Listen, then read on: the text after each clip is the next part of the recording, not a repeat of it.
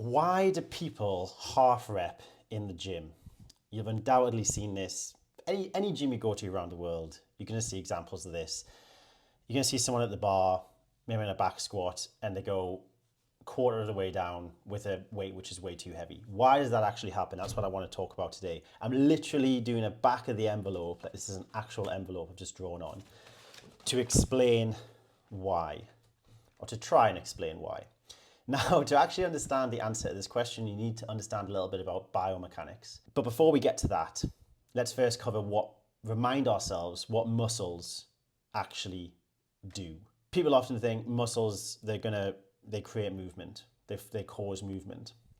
And that's of course partly true, but in a literal sense, it's not, because what muscles do is they pull on your bones. You are a skeleton at the end of the day, and your muscles pull on or have insertion points on bones or at joints, and pulling the bones causes the joints to move, and through virtue of having those joints, we have movement. So it's not just the muscles is not directly pushing a weight. It's connected to the bone, and then through virtue of the joint, we can create movement. We're going to use a back squat as an example, and we're going to simplify this as much as possible. So I'm not going to use any super biomechanical terms. I'm going to try and keep it as simple as possible to make it easy to understand, and only talk about the muscles we really care about here, because there's a lot of muscles that work in a squat.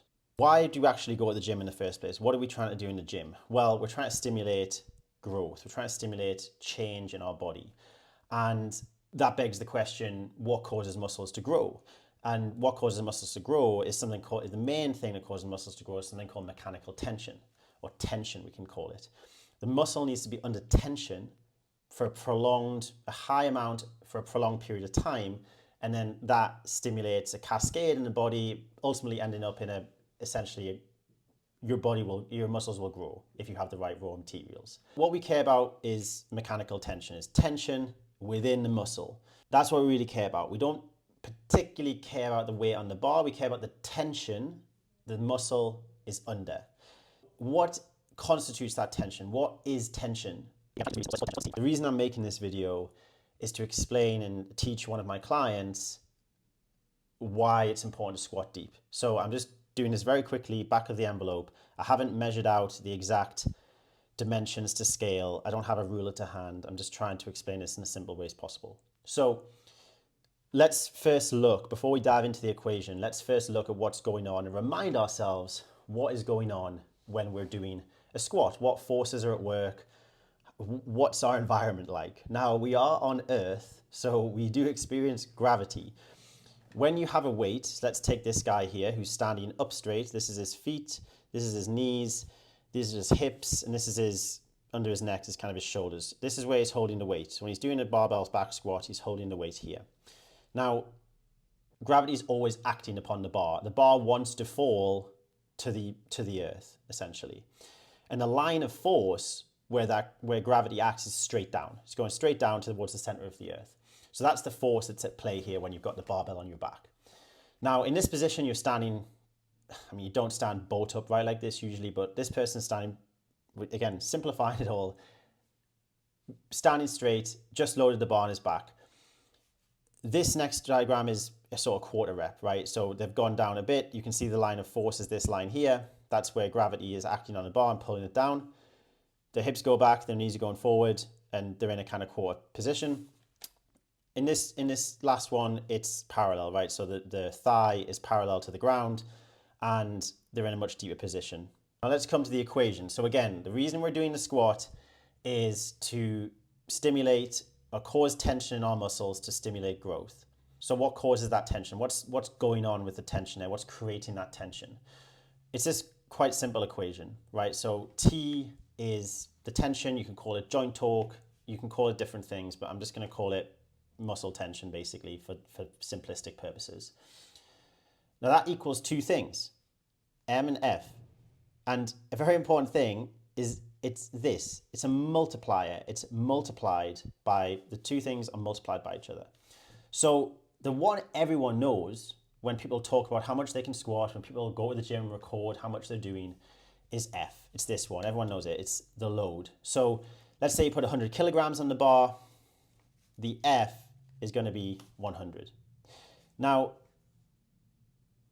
the part of the equation that everyone neglects, most people neglect, is the moment arm, is this figure here. So, but this is very important because it's literally multiplying by it. So the tension you're going to get is these two figures times each other. They're equally important. So let's try and understand what the moment arms are during a squat, because there's kind of two main external moment arms going on at play during the squat. To understand what the moment arms are, you've got to understand what joints are, what the main joints are during the movement. So it's the hip and it's the knee. The moment arm is basically a direct line from those joints to the center, the line of force. So in this example, the hip moment arm is that, the knee moment arm is that. Now, why is it harder to squat deep? Well, if you look at the moment arm in the deep squat, and again, this is not exactly to scale, but you're going to get the idea. The moment arm is a lot longer here. If you compare that line to that line, this is a lot longer. Same in the knees. Obviously, it's not to scale. I've drew this guy a bit weird, but this line from there to there, which is essentially a straight line along the joint, is longer than this line. In this bottom position, the muscles have to produce a lot more tension in order to create the movement. Because the moment arm is a lot bigger, the weight on the bar hasn't changed. It's not like it's changed from here to here. If you've got the 100 on your back here and you've got your 100 on the back here, this is going to require a lot more a lot more tension in the muscles in order to create the movement. If the muscles can't exceed this figure, you're not going to move. You're going to stay and you're going to have to bail out. If we just take some basic numbers to this, we can keep the 100. And I'm going to be very, very simplistic here. This is not literal. There's not literal measurements. I haven't measured this out. But let's take the hip, okay? So if this is 1, if this figure is 1, okay? And if this figure is double that, it's probably not double that, it's probably less. But let's say this, so that's 2, okay? You can then just calculate it quite simply. In this position, it's going to be, the T is going to be 2 times 100, which is the weight on the bar. In this position, it's going to be 1 times 100.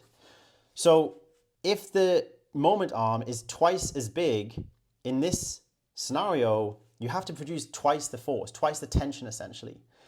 That is why we want to go deep in the squat. So what can happen? Why do people quarter rep? Well, they quarter rep because this is just simply much harder. And what they end up doing, sometimes people will do, is they'll squat deep for a light load, but then they start adding weight and they just start getting progressively higher. So they got or less deep. So what would happen is that this number is reducing, this number stays the same. Well, this number increases. They're essentially decreasing this number and increasing this number. They're not actually progressing, not actually putting any more tension on the bar. They're just substituting one part of the equation for the other, and you're producing the same amount of tension or even less tension. Hopefully this quick explanation is helpful to just understand there's more at play than just the load on the bar. Technique is not, or depth in a squat is not just something nice to have to avoid injury. It does do that. It does make it reduces the injury risk of this whole activity, because if you can get T as high as possible, you want to basically get T as high as possible for the lowest number here. For the least amount of weight on the bar, you want the highest possible T. Now that is going to come from having the maximized moment arm. Now obviously there's a limit to that and everyone's anatomically different, but if your squat generally looks like this, you're going to benefit from being more like this or even deeper. Hopefully that is helpful to just understand it's not just the weight on the bar, it is the moment arm. And the to progress your squat, cause more stimulus to your muscles, which is the whole point of being in the gym, you want to, yes, you want to increase the weight. Of course, you want to increase the weight if you can over time. But you do not want to compromise this. This cannot be compromised, because if it is, you're not really progressing. You're just substituting one number for another, and most likely you could even regress, quite frankly, in practice. So hopefully that helps. Back of the envelope, and hopefully now you're a bit more familiar. You have a better answer to why people half rep. Okay, very good.